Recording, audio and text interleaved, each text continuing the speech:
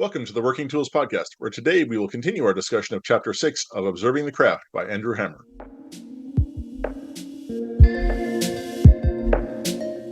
Ladies and gentlemen, brethren all, welcome to the Working Tools Podcast, a casual conversation around Freemasonry. First, it's important to note that our thoughts and opinions are our own and do not reflect those of our Grand Lodge or respective craft or concordant bodies. Please connect with us and ask questions via our website at theworkingtoolspodcast.com. Today on the Working Tools Podcast, we have 3/4 of our usual host of hosts.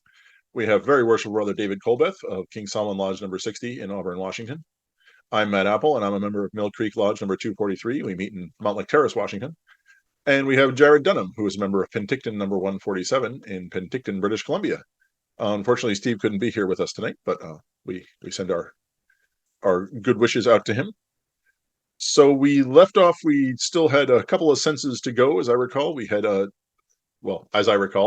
David told me before we started recording, we still have a couple of senses to go. We have we were going to talk about smell and the use of incense and such, and touch and the chain of union and such. So I guess, have either of you guys ever been to a lodge where they actually use incense for the? Yeah. So I think I've talked about it many times before. Verity Lodge in Kent down here, they're on the list of observant lodges. To all you brothers of Verity, it's not that wasn't said in too much jest, but but they know my love for their practices. But no, they do incense generally before degrees for sure, and I think for almost all lodge meetings as well. And many times they'll have it burning during the meeting, which can be a little bit a little distracting depending on how strong it is or what scent they use. And many years ago, I don't know if I was an officer or if after I had left, I don't remember when Verity started doing that, but I tend to steal a lot of great ideas from Zane and Verity Lodge. And so I tried to have incense in our lodge once, and it was just like having the lights out when the guys came in too. They walked in, and the first old guy came in, what are the lights on for? And he walked over and turned the lights on. And I walked over and turned them off. And not even 5 minutes later, somebody else came in, what are the lights off for? And they turned the lights back on again. So I had to make a mandate that, hey, during opening, we're going to have lights down. But the incense, it was, again, it's something new. And so it was a little bit distractive. And some of the guys have scent issues or for different scents and things. And so breathing and that, smoke with the breathing of the smoke and things. So I relented and didn't continue that practice, but I have tried over the years to have sounds simple, sounds silly, but like a Glade plug-in or some kind of other scent present. So that I try to have one outside, like in the lobby, in the foyer area, a different smell as you're coming up, and then another smell in the lodge room. So you can kind of tell, even with your not able to see, but you could have that difference. And I don't know how much of a difference it really is, but it's not been that effective over the years. It's still an old musty building. The musty building smell still comes strong. So you don't have guys walking in with a big sensor, swinging it around. Like, where do you? This one, I guess the first two the things that always get me are like, well, where do you put it, and what specific are you using? Yeah, I think Verity does have some kind of a container. It might be even the kind of spherical object like they have I've seen many times in visuals of our standard work or different things that related to masonry. I guess a true incense burner, where it's more of a pile of incense, if you will, and it burns. Where I use the sticks, the incense sticks, on one of those little boards. And I don't know what's better or different, but yeah, we're not walking through like the monks or whatever, swinging it's. And I did read, I liked what he talked about, maybe even doing it much before, so it's diffused. So that would be potential strategy I haven't tried yet. Yeah. But that would mean I need to be there an hour and a half to 2 hours early. Yeah. I don't know, because I never grew up in a tradition that used incense in church. So I don't understand. There's no connection between me and that and the smell of incense making like sort of taking the profane and making it more sacred by that connection. Yeah, my church experience has never had scent like that either. Not my religious experiences. I have a hard time understanding how this enhances the Masonic experience. Yeah, I guess I could see it setting. I mean, it sets apart the lodge room as from just your everyday experience. I would argue, I guess that's probably not what the work site of King Solomon's Temple probably didn't smell like that. It probably smelled like BO and and hardworking bearers of burden. But I could see it as far as creating a sacred space. I could sort of see it setting apart the room. That said, I kind of agree with David what you said, that incense can get overpowering quickly, and unless you've got a light hand with it, I could see the yeah, that would be annoying. My wife, for one, not a Freemason, really hates incense for just that reason. She finds it overpowering very quickly. So. That's a good point, that it's possible they may have used it to diffuse the congregated odor. Well, I mean, all right, let's do the history thing of, people didn't wash as much back then. Which they did, but well, yeah. No. Well, if they did, they certainly didn't have antiperspirant or other No, they were and they weren't as prissy about odors as we've grown to be. Right? I mean, the slightest off scent in our society, and people are, their faces turn in, and no, that's not the phrase I want to use, but you know what I mean. Like they get this, the slightest whiff of something not malodorous. There's a good word. And people look funny in your direction. I mean, and not to mention, the people that have scent that are sensitive to smells as well. But, because I know that, okay, I like this summer we went to Barcelona. And one of the things that struck me about the city was because they have all their garbage collection and everything. They have these big bins. Every block has big bins on the street. Every once in a while, I would get the scent of sewage and garbage, which, Penticton, it's a small town. We don't get that. So, and it was an off-putting thing, but I'm sure that people that you get used to it. And I think that's sort of like, we're not used to having that in our lives anymore. Yep. I agree. There's actually as far as incense goes, the Esotericism and Masonry conference, the first one I went to, which may have been the very first one, was it was at University Lodge, and they actually had a guy speak who makes incense, and he had different. He was really into it. He had different blends for the different 3 degrees, and like the different ingredients and what oils were in it, and all sorts of stuff. It was. I honestly don't remember much of the subject of his lecture, but it was really interesting at the time. I remember thinking, it's really, the way he had thought through some of this stuff was pretty impressive. But I should go look up who he was and what it was about. Do you think it was certain elements that would cause arousal or dampening? Is it that kind of formulations, or is it just his unique blend? If you remember it all, like I seem to recall it being things that he felt were appropriate given the contents of the degree work. Which now you're going to ask, what would that be? And I I don't remember. I like I said, I should go look it up. But it was at the time I remember thinking, yeah, incense, we should do that, and then not doing it. So, well, it does. I think scent in general, though, allows I think anybody can look it up on the internet, the stages that a man goes through as he's going through the degrees. And so there is an element of lack of visibility in our degrees. And so having that additional heightened scent, including feeling and smelling, during the degree itself is important.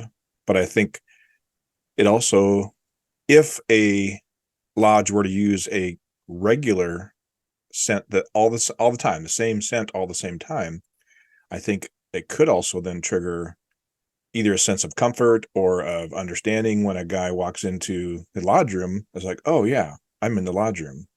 Or if you should smell that smell somewhere else by chance, he would harken back to the time in lodge, and it would remind him, just like we see our symbols around in the profane world. We hopefully remember those things as they remind us. I think that those scents could potentially remind us of our time, of who we are, what we're about, potentially.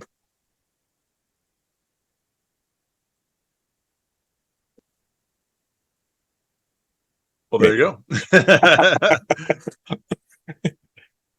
Yeah, I mean, there are stories you read about. Was it Proust with the smell of the pastries and sending the guy back to his memories of his youth and that sort of stuff, or in Ratatouille where he smells the Yeah. Well, from Proust to Disney, yeah. Well, I know, but seriously, it can evoke memories and feelings. I agree. Yeah, I would be interested to see over time how that would affect like a lodge or a person, but not like it's going to turn him into a frog or anything. But I do remember years ago we'd done some studies in college about how scent affects people, and for example, casinos pipe in certain scents to keep you awake and to induce certain behaviors. And so do shopping malls. There's been shopping malls and other places that, if you go into, it's interesting to arrive in a location and like in Vegas is a great example. You go into their Coliseum, the shopping mall or whatever, and it has a very unique scent, and it's pleasing. And or if you're on a cruise or something, they may have certain scents as you go into different areas, or in the soaps and shampoos and different things. It's just funny. Even Disney has that as well. You go into the Pirates of the Caribbean and it has a certain scent about it. It's you're in the Pirates of the Caribbean. It's just interesting how that works. So before we run out of time here, I wanted to get to this next section too about the touch piece. So do you in Canada do a closing charge? And I know you have a closing charge, but do you form in the center of the lodge? How do you, take it away, Jarrod. Well, we don't. Okay, you're trying to ask if we do the chain of union or some form of it, or some form. No, we don't. I mean, without going into too much detail of the things that I'm not willing to talk about, we do. Everyone does sort of meet in the middle, but we don't hold hands or do a chain. And I can remember, it's funny too, because I can remember when I first joined my lodge down in Vancouver, I can remember us doing a chain of union. But I have not been in a lodge since those days that actually does one. And I think it would, in the back of my mind, there seems to be something about it that's not allowed up here, or it's just fallen out of practice. I'm not exactly sure which one. Interesting. Do you guys down in your neck of the woods? Yeah, kind of. I mean, I think it might be like what you're talking about. We all gather in a rectangle, oval, something in the middle of the room, right at the end there. I have not been to a lodge where it involves actually, I mean, other than incidentally, like intentionally holding hands or that sort of thing. Right. I can see where that would be powerful, but I don't know that I can imagine the grumbling as well, as David was talking about earlier. Yeah, our closing charge is in essentially clear text, and so we often will demonstrate that to the youth or to other organizations as a piece of our work. And so I don't think it's something that we can't talk about. We have a closing charge that we regularly perform as part of that chain of union, if we call it. And he alludes to that too, whether you're touching or not, it's still the form of a chain of union. And so I'm curious now. I hadn't thought about he talks about having just the toes touch.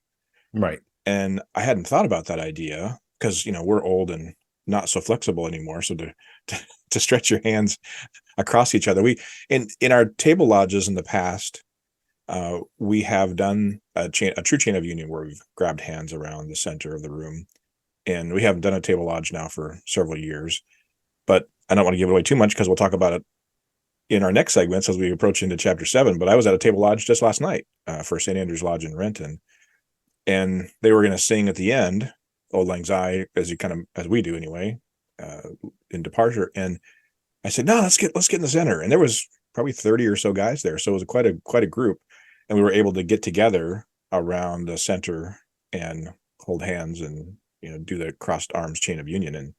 And as we were doing that, I was thinking about this part and remembering how powerful that is. And it was a pretty powerful moment, even though we had broken into heavy levity at the end of the table lodge. And we'll talk about that later, but it was pretty powerful to have that connection there at the end. So I would like, I floated the idea to one of our past masters, a little bit of a grumpy past master. He doesn't listen to the show, so I don't feel too bad about talking about him.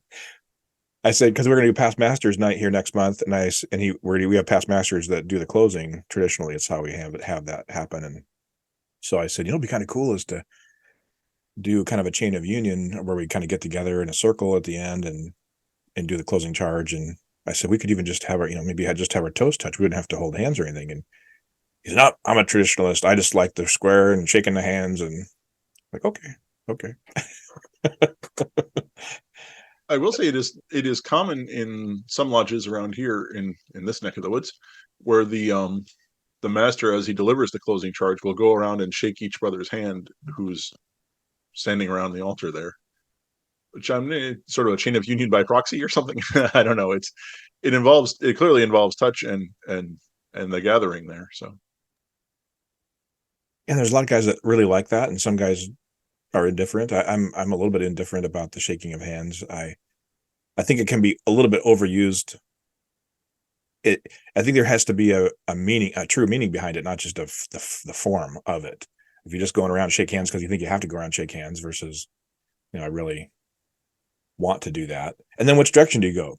Some guys say, well, you should go clockwise. Well, then you're backwards. You're shaking hands backwards basically as you're going along. It's kind of awkward. And then if you go the other way, it's a little bit odd. And then a lot of times we'll do it as part of a degree and have the new candidate or the new brother come through with you, or a visitor. If there's a special visitor, they'll come through and shake the hands of all the brothers to make kind of a connection. And so my thought a little bit is that if there isn't that speciality, that uniqueness to the meeting, a special visitor, a degree or something, is it excessive? Is it just another thing we do? Is it now not as important as it used to be? I don't know. I think a lot of times it is. I think a lot of times too, it especially if there's a fair number of guys there, it takes long enough and it breaks up the flow of the closing charge. I would rather have a closing charge well delivered. Well, I mean, I guess ideally I would rather have both, but if I had to pick one or the other, I would rather have a closing charge well delivered than a closing charge with handshaking. Yeah. And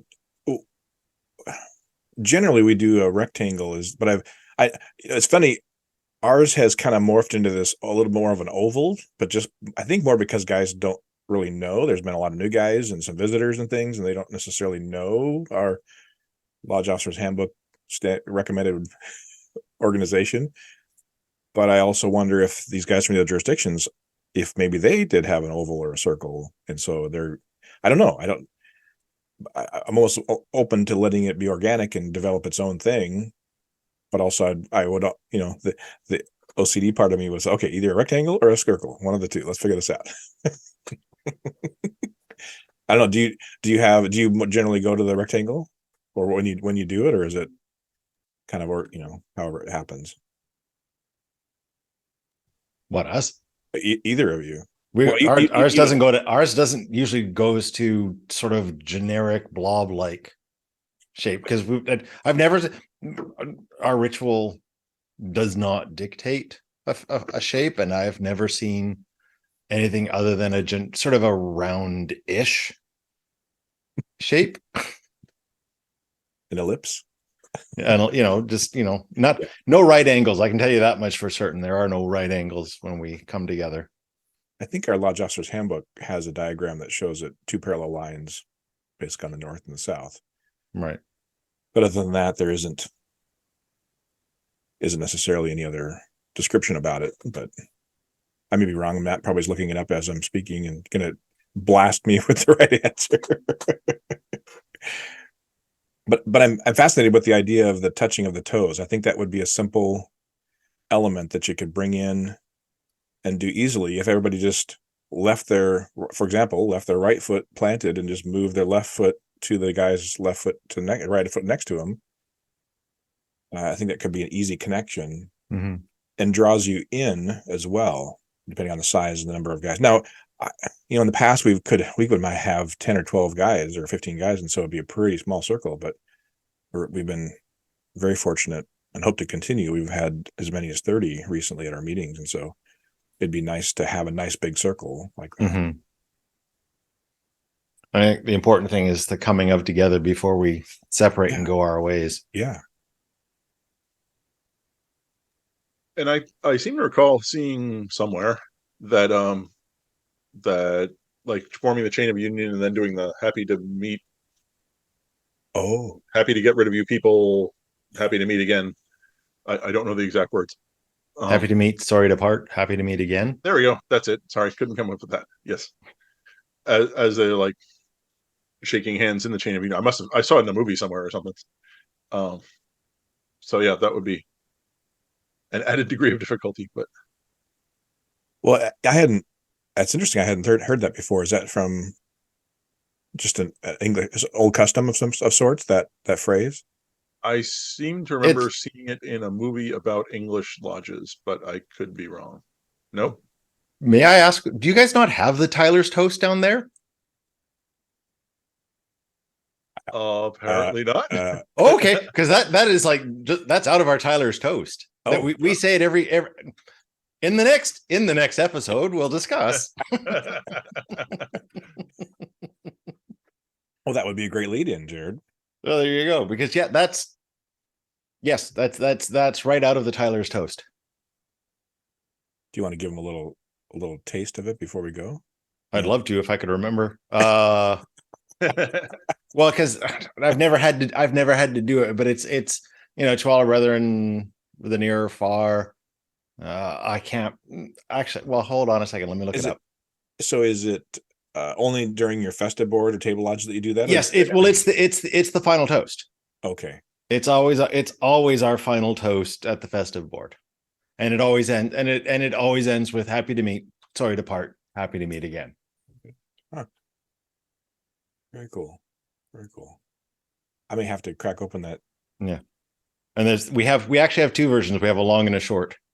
Of course you do. And the long, yeah, because the long version it involves more than one person. But yeah, no, I that's interesting. I didn't realize you guys didn't have the Tyler's toast. I want to say in the table lodge ritual there is a Tyler's toast, but I don't think that's part of it. Correct. What the Tyler's toast was, I didn't keep it. There is a Tyler's toast, but it's not that. It's some other. Is it to where it's not where Masons are dispersed? It's some other.